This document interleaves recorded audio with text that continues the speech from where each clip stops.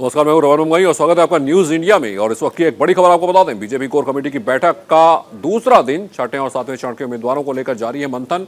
Core group की बैठक में अमित शाह, जेपी नड्डा समेत कई नेता मौजूद। सीएम योगी भी कोर ग्रुप की बैठक में मौजूद। छठे और सातवें चरण के उम्मीदवारों को लेकर मंथन जारी है। लगातार ये बैठक चल रही है। कल रात को भी 1 बजे तक ये बैठक चली थी। कोर ग्रुप की बैठक में अमित शाह, जेपी नड्डा, तमाम बड़े नेता मौजूद हैं। योगी आदित्यनाथ भी इस बैठक में मौजूद हैं। तो बीजेपी कोर कमेटी की बैठक का दूसरा दिन है। छठे और सातवें चरण के लिए लिस्ट जारी होने वाली है और उसको लेकर उम्मीदवारों के नामों को लेकर मंथन चल रहा है। कोर ग्रुप की बैठक में अमित शाह, जेपी नड्डा समेत कई नेता मौजूद है। सीएम योगी भी कोर ग्रुप की बैठक में मौजूद है। तो ये बड़ी खबर आपको बता दें, बीजेपी कोर कमेटी की बैठक का आज दूसरा दिन है। कल भी ये बैठक चली थी और लंबी बैठक चली थी। छठे और सातवें चरण के उम्मीदवारों को लेकर ये मंथन जारी है। तो कोर ग्रुप की बैठक में अमित शाह, जेपी नड्डा समेत कई नेता मौजूद हैं। आज भी ये बैठक चल रही है। छठे और सातवें चरण की बैठक के लिए तमाम उम्मीदवारों के नामों पर मंथन चल रहा है। तो ये तमाम नाम हैं जो कि आते हैं कोर कमेटी के पास, कोर ग्रुप के पास आते हैं। इन पर मंथन होता है और फिर फैसला लिया जाएगा कि किसको भारतीय जनता पार्टी अपना उम्मीदवार बनाने वाली है, किसको पार्टी का सिंबल मिलेगा। और हमारे सहयोगी दीपक चौबे जो लगातार इस बैठक को फॉलो कर रहे हैं, कल भी पूरे दिन उन्होंने इस बैठक को फॉलो किया था। कल भी लंबी ये बैठक चली थी। दीपक, आज भी ये मैराथन बैठक चल रही है, क्या कुछ जानकारी निकलकर सामने आई? जी देखिए, अभी बैठक चल रही है और बैठक के बाद शाम को हो सकता है कि जो यूपी के मुख्यमंत्री हैं डिप्टी सीएम केशव प्रसाद, वो मीडिया को संबोधित करें और बताएं कि कितनी सीटों पर चर्चा हुई। तो अभी बैठक चल रही है। अभी देखिए, अभी थोड़ी देर पहले जब सुभाष राय जब आज पार्टी में शामिल हुए थे तो उसके बाद हमसे हमने पूछा तो उन्होंने कहा कि अभी देखिए, अभी चर्चा चल रही है, चर्चा शाम तक चलेगी। 5 बजे के आसपास बैठक खत्म होगी। उसके बाद मीडिया को हो सकता है कि संबोधित करें, उसमें बताएं कि कितनी सीटों पर चर्चा हुई और कौन कौन से क्षेत्र हैं, कौन कौन से जिले हैं जहाँ जहाँ ये चर्चा हुई है। दीपक, छठे और सातवें चरण के लिए ये सीटों को लेकर मंथन हो रहा है, नामों को लेकर मंथन हो रहा है, तो ये कुछ पता चल के आया कोई बड़ा नाम जो कि आ सकता है इस लिस्ट में? जी देखिए, अगर बड़े की अगर बात की जाए तो अभी तक सिर्फ और सिर्फ 2 लोगों का नाम ही आया है, जिसमें अगर कहा जा रहा है कि प्रदेश अध्यक्ष स्वतंत्र देव सिंह और डिप्टी सीएम दिनेश शर्मा का नाम अभी रह गया है, क्योंकि already deputy CM Dinesh Sharma जो है वो एमएलसी है और स्वतंत्र देव सिंह भी एमएलसी है। तो कहीं ना कहीं पार्टी को ये लगता है कि उनको चुनाव लड़ाना चाहिए, क्योंकि इसका फीडबैक जो है वो सही जाएगा। तो अब हो सकता है कि कुछ दिनों में, क्योंकि देखिए अभी तक सिर्फ मुख्यमंत्री योगी आदित्यनाथ और डिप्टी सीएम केशव प्रसाद मौर्य की पार्टी ने घोषणा की है, तो हो सकता है ये आने वाले दिनों में इन दोनों नामों पर भी मुहर लग जाएगी जब सीएससी की बैठक होगी। बिल्कुल, बिल्कुल दीपक, इस तमाम जानकारी के लिए आपका बहुत बहुत शुक्रिया। खबर पर नजर बन रखें और सीधा रुख करते हैं चंडीगढ़ का, जहां नवजोत सिंह सिद्धू एक प्रेस कॉन्फ्रेंस कर रहे हैं। इस प्राइवेट नंबर के उत्ते 5000 तो वध फिगर दिता तुहानू। 5000 कितना भाई? 5760 मैसेजेस से ज्यादा मैसेज नहीं आ सकते, कॉल्स या messages. Now there are 2 parts in a scam. मैं स्कैम इस करके कह रहा हूं कि स्कैम की अगर डेफिनेशन देखोगे तो it is a deceptive scheme to trick people, and that is exactly what he has done. मतलब he is trying to create an illusion and fake perception, और इस फेक न्यूज नू प्रमोट कर रहा है, क्रिएट कर रहा है और लोगों के दिलों के भेज रहा है। मतलब एदू बड़ा मुखौटेबाज आदमी, masquerader is the right word, I have never seen in my life. ना तो कोई इन्ने मैसेज रिसीव कर सकता है 4 दिनों के विच, ते ना उन्होंने डीकोड कर सकता है, ना उन्होंने एनालाइज कर सकता है। 2 पार्ट्स। और मैं आज कंप्लेंट ईसी नू भेजी है। The Congress has complained on this issue that how he is trying to befool the people of Punjab through his dirty tricks. I call these dirty tricks. ਇਹਦਾ ਪ੍ਰੋਪਰ ਮਹਿਕਮਾ ਪਿਛਲੀ ਵਾਰ ਗਾਲਾਂ ਕੱਢਣ ਨੂੰ ਰੱਖੇ ਜੀ ਬੰਦੇ, ਉਹ ईसी ਨੂੰ, ਇਲੈਕਸ਼ਨ ਕਮਿਸ਼ਨ ਨੂੰ। ਤੁਸੀਂ ਕੰਪਲੇਂਟ ਦੀ ਕਾਪੀ ਲੈਣੀ ਹੈ, ਲੈ ਲਿਓ। We'll give you the copy of that. अच्छा, हुण टोल फ्री नंबर फिर भी कोई होल्ड कर सकता माड़ा मोटा, लेकिन इन्ना नहीं कर सकता। ਉਹਦੇ तो तुसी A B C D पा ਦਿੰਦੇ ਹੋ। ਮੰਗਦੇ ਤੁਸੀਂ ਆਮ ਆਦਮੀ ਪਾਰਟੀ ਦੇ ਹੋ ਤੇ ਆਂਦਾ ਨਵਜੋਤ ਸਿੱਧੂ ਦਾ ਨਾਮ ਹੈ। ਇਹ ਕਿਉਂ ਬਈ? ਮਤਲਬ ਇਹ ਜਿਹਾ ਬੇਵਕੂਫ ਬੰਦਾ ਨਹੀਂ ਮੈਂ ਦੇਖਿਆ, ਐਡਾ ਘਟੀਆ ਹੈ। ਭਾਈ ਅਸੀਂ ਜੇ ਕਹਾਂਗੇ ਵੀ ਕਾਂਗਰਸ ਦਾ ਮੁੱਖ ਮੰਤਰੀ ਚੁਣਨਾ ਹੈ, ਉੱਥੇ ਇਹਨਾਂ ਲੰਡੂਆਂ ਦਾ ਨਾਮ ਆਊ ਹੈ? ਕਿਉਂ ਆਊ? ਜਦੋਂ ਮੰਗ ਰਹੇ ਕਾਂਗਰਸ ਦੇ ਬੰਦੇ ਦਾ, ਤੇ मतलब बेगानी शादी में केजरी दीवाना है, थोथा चना बाजे घना। मतलब तुसी देखो इस बंदे दी घटियापन, ये ताही पंजाब दे विच ठुकिया। कोई ज्यादा सियाणा कां तुहानूं पता कित्थे पैंदा हुंदा, फिर 2 वार चुंझ मारदा, पता ना कित्थे पैंदा, गंदगी ते पैंदा। ये वो हाल कर रहा है। You see, a toll free number also can hold some load, but not so many responses. It is impossible साहब। मतलब 22 लाख मैसेज दिन रात। ਇਹਦਾ मतलब ये है, what he is saying is, अगर ਤੁਸੀਂ ਉਹਦਾ ਜਮਾ ਤਕਸੀਮ ਹਿਸਾਬ ਕਰੋ, मैं मैथमेटिक्स कमजोर ਸੀ, मैं 4 ਬੰਦਿਆਂ ਤੋਂ ਕਰਾਇਆ। ਉਹ ਕਹਿੰਦੇ ਜੀ ਇਹਦਾ मतलब ਇਹ ਹੈ ਵੀ 1 ਸਕਿੰਟ ਦੇ ਵਿੱਚ ਇਹਨੂੰ 8 ਤੋਂ 12 ਮੈਸੇਜ ਆ ਰਹੇ ਸੀ ਔਰ ਇਹ ਡੀਕੋਡ ਕਰ ਰਿਹਾ ਸੀ। ਹੁਣ ਦੇਖੋ ਆ ਸਕਿੰਟ ਲੰਘ ਗਿਆ, ਦੱਸੋ ਇਹ ਐਡਾ ਕਿਹੜਾ ਆਇਨਸਟਾਈਨ ਦਾ ਬਾਪ ਹੋ ਗਿਆ ਹੈ? ਇਹ ਕਿਹੜੇ ਸਾਇੰਟਿਸਟ ਦਾ ਮਾਮਾ ਹੈ? ਇਹ ਕਿਹੜਾ ਨਾਸਾ ਨੂਸਾ ਫੜ ਕੇ ਲਿਆਇਆ? ਇਹਦੀਆਂ ਨਾਸਾਂ 'ਚ ਕੀ ਇਹੋ ਜਿਹਾ ਹੈ? ਲਾਹਨਤ ਹੈ ਯਾਰ। ਮੈਂ ਕਹਿੰਦਾ ਝੂਠ ਵੀ ਭਾਈ ਤੂੰ ਝੂਠ ਬੋਲਣਾ ਹੈ, ठीक ठीक ला ला यार,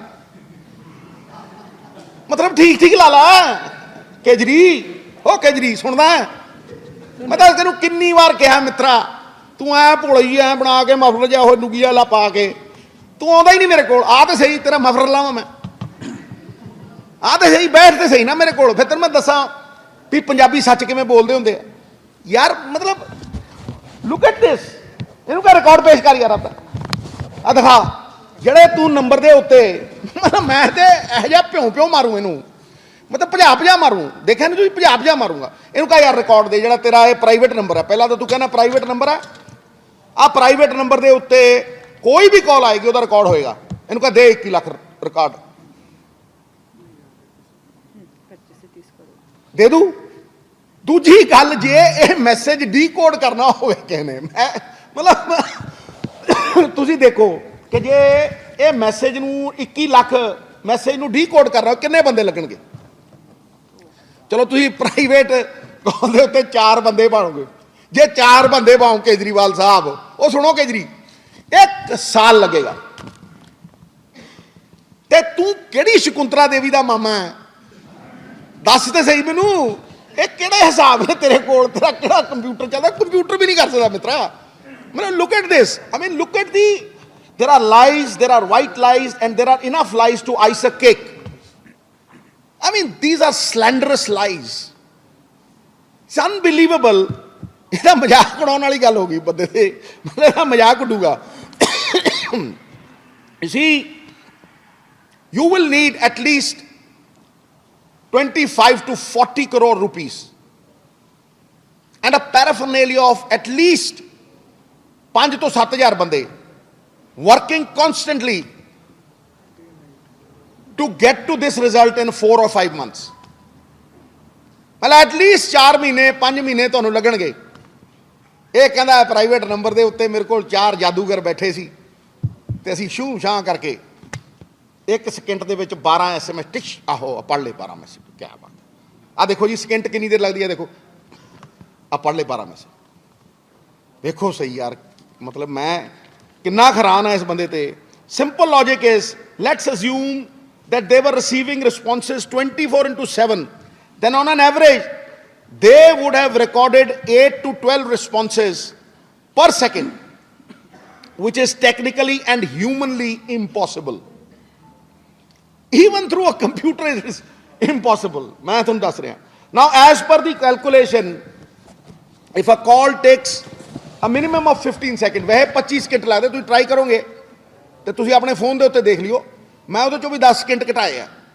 A call will take almost 25 seconds. But then, AAP can attend or record only 5,760 calls. 5,700 कॉलां attend कर सकते हैं और ये कह रहे हैं भी 8 लाख। मतलब झूठ का प्यो ही है, पंड ही है, निरी पंड। अगे आ जाओ जी। Anyhow, let's assume responses were received, then also it is impossible to read 21,60,000 responses in 4 days because there is no automatic mechanism which is in place. ਉਹਦੇ ਤੇ ਵੀ ਨਹੀਂ ਹੋ ਸਕਦੇ, ਪਰ ਇਹ ਤਾਂ ਕਹਿ ਰਿਹਾ ਮੇਰੇ ਕੋਲ ਮੇਰੇ ਵਾਲਾ ਨੰਬਰ ਹੈ।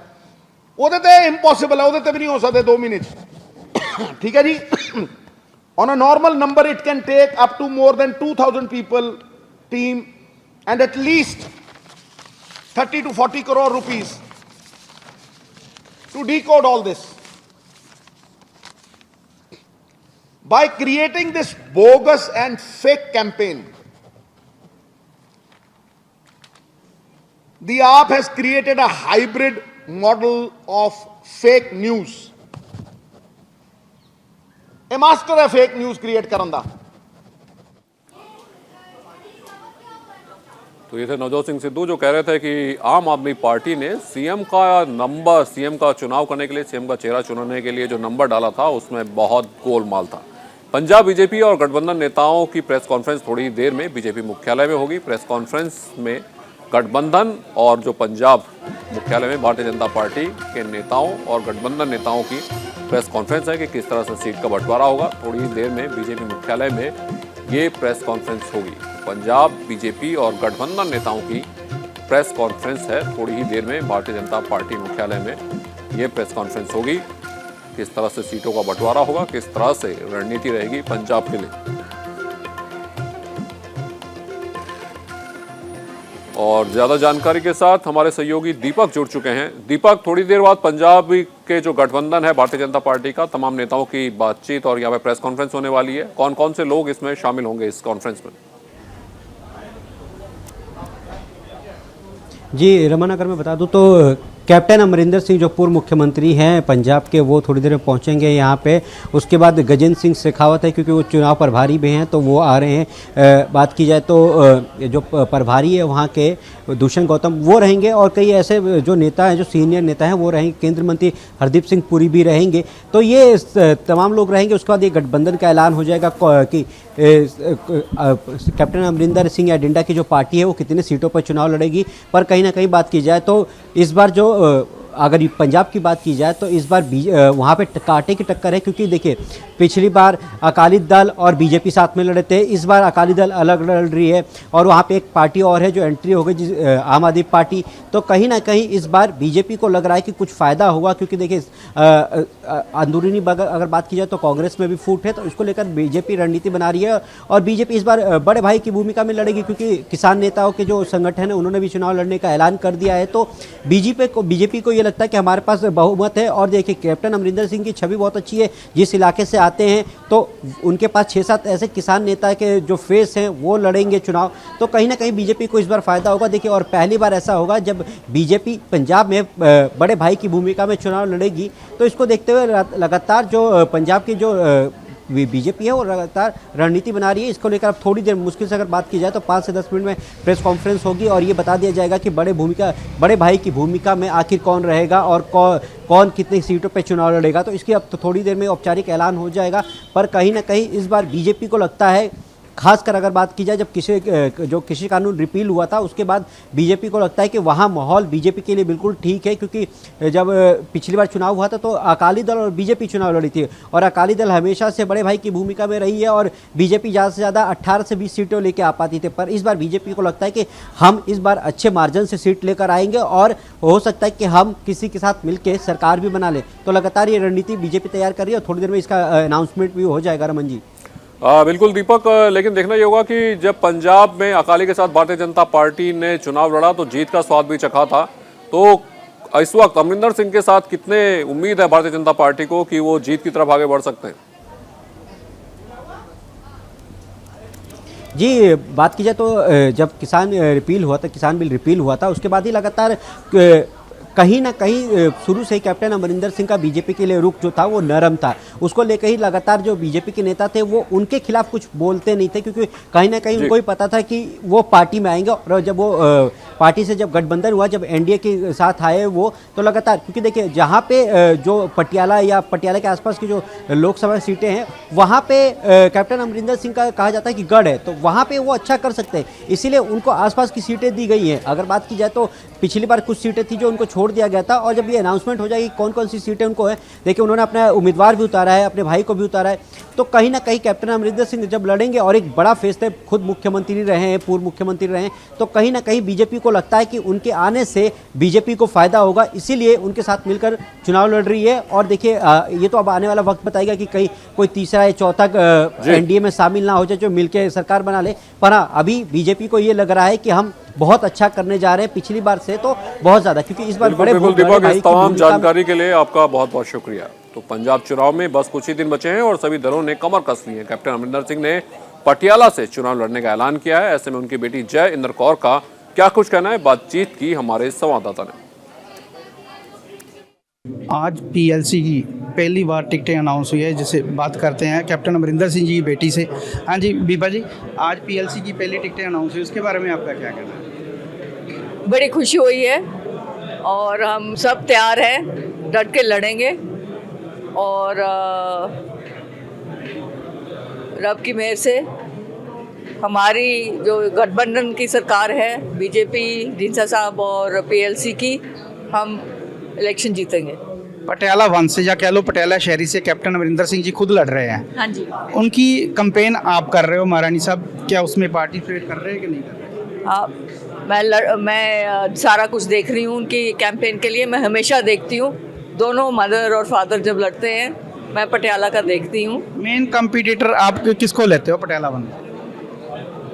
देखो जी, अकाली दल को लेते हो, आम आदमी पार्टी को लेते हो, किसको लेते हो? दोनों हैं, मगर यस एग्जैक्टली हम खुद को लेते हैं। We are the main competitors. लड़ाई जीतने के लिए तैयार हो? बिल्कुल बिल्कुल। क्या क्या तैयारी कर रखी है आपने यहाँ? सब तैयारी कर रखी है। आज हम टिकट अनाउंस हुए हैं, आज हम मत्था टेकने जा रहे हैं गुरुद्वारा दुखनिवारण साहब, काली देवी जी के मंदिर और पीर बाबा जी के। तो ये हमारा ट्रेडिशन है, हम हमेशा करते हैं। कैप्टन अमरिंदर सिंह जी पटियाला में आ रहे हैं? आज तो नहीं आ रहे। कब आ रहे हैं? आएंगे कुछ दिनों में। अभी वो और सीटें अनाउंस करनी है, कुछ नेगोशिएशंस हो रही हैं, तो सब खत्म हो जाएगा तब आएंगे। ये थे कैप्टन अमरिंदर सिंह जी की बेटी, जिनका कहना है कैप्टन अमरिंदर सिंह 1-2 दिन में पटियाला आएंगे। कैमरामैन साहिल के साथ जसबीर सिंह। दिल्ली के सीएम अरविंद केजरीवाल पर आज दिल्ली बीजेपी अध्यक्ष आदेश गुप्ता और बीजेपी सांसद मनोज तिवारी ने बड़ा आरोप लगाते हुए पूछा, आखिर 2015 में दिल्ली सरकार ने अभी तक जन लोकपाल बिल पास क्यों नहीं कराया? क्यों दिल्ली के लोगों के साथ धोखा किया गया?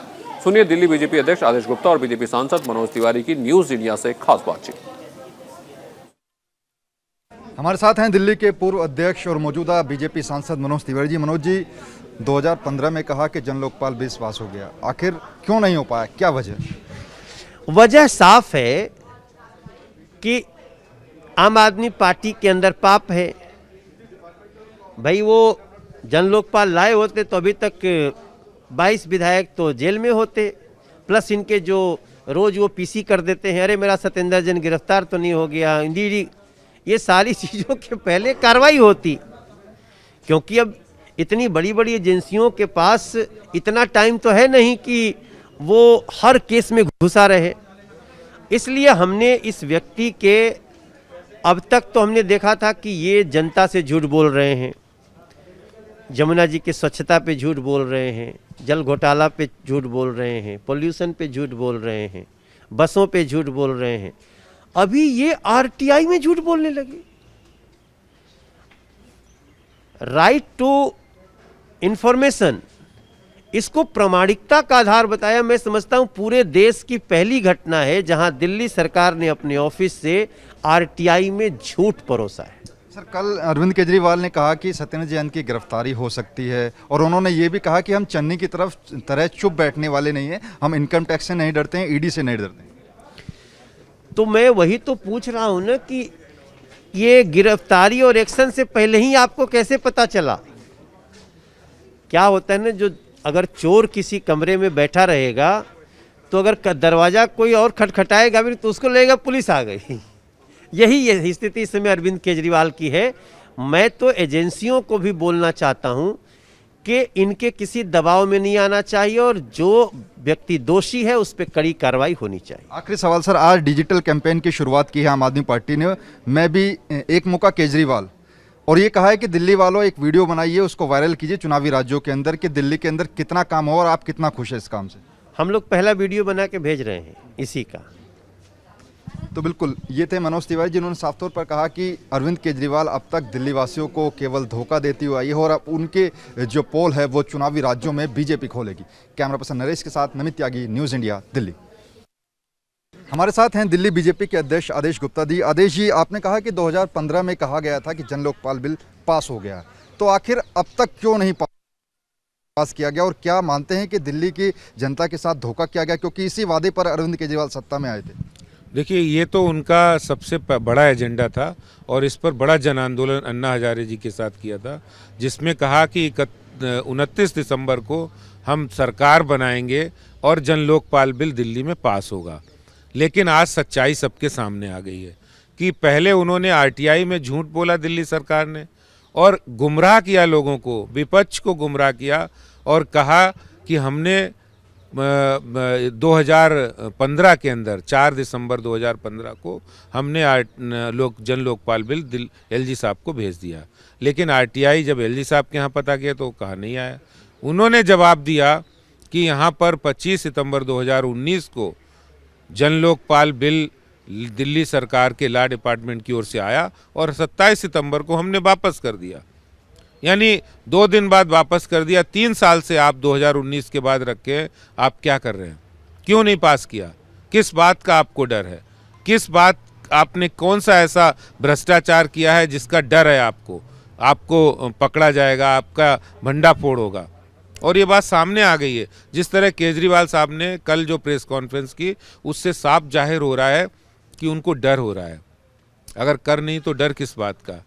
तो ये जो केजरीवाल साहब कह रहे हैं कि हमारे मंत्री को गिरफ्तार किया जा सकता है, अरे मंत्री की बात छोड़िए, अगर इस केंद्र में मोदी सरकार है और भ्रष्टाचार कोई करता है का बड़े से बड़ा व्यक्ति, अगर स्वयं केजरीवाल जी भी होंगे तो वो भी ईडी के शिकंजे में या भ्रष्टाचार के शिकंजे में जरूर आएंगे। लेकिन दिल्ली सरकार तो ये कह रही है कि जब चुनाव आते हैं तभी इन सरकारी एजेंसियों का उपयोग जो हो बीजेपी करती है। देखिए, जो भी सामने तथ्य आ रहे हैं, आज आरटीआई का जवाब आया है तो उसमें कोई चुनाव नहीं है। आरटीआई का तो जवाब स्पष्ट है कि आपने जन लोकपाल बिल इतने दिनों से दबा के रखा है क्योंकि 22 विधायकों के ऊपर भ्रष्टाचार के केस हैं, आपकी सरकार के मंत्रियों के ऊपर भ्रष्टाचार और गबन के केस हैं, दिल्ली सरकार के जल बोर्ड और ड्यूसिप और ये अपना सत्येंद्र जैन जो मंत्री हैं और शराब की नई पॉलिसी में हजारों करोड़ का घोटाला है। तो आपको लगता है कि ये जो इतने जो आप आरोप गिना रहे हैं इसी का डर है और इसी वजह से दिल्ली के सीएम ने कहा है कि सत्येंद्र जैन की गिरफ्तारी हो सकती है? देखिए, ये तो भ्रष्टाचार किए हैं जिसके कारण से वो ना लोकायुक्त का नियुक्ति कर रहे हैं ना ही जन लोकपाल बिल ला रहे हैं। ये तो भ्रष्टाचार के डर के कारण, और जो कल उन्होंने कहा है ये डर इस बात का है, ये चुनाव में सिंपैथी गेन करने के लिए कि हमें गिरफ्तार किया जा सकता है, क्योंकि वो पता है पंजाब में भी वो हार रहे हैं, बाकी राज्यों में कोई सवाल ही नहीं उठता है। तो इस तरह वो उससे पहले एक चुनावी खेल खेलना चाहते हैं सिंपैथी गेन करने का, जो कि दिल्ली में मुख्यमंत्री साहब पहले भी कर चुके और सफल नहीं होने वाले। आदेश गुप्ता जी ने साफ तौर पर कहा कि दिल्ली के अंदर जिस तरीके के काम हुए हैं, जिस तरीके का भ्रष्टाचार हुआ है, उनके सबके वीडियो बनाकर दिल्ली की जनता चुनावी राज्यों में आम आदमी पार्टी के लिए जरूर भेजेगी। कैमरा पर्सन नरेश के साथ नमित त्यागी, न्यूज़ इंडिया, दिल्ली।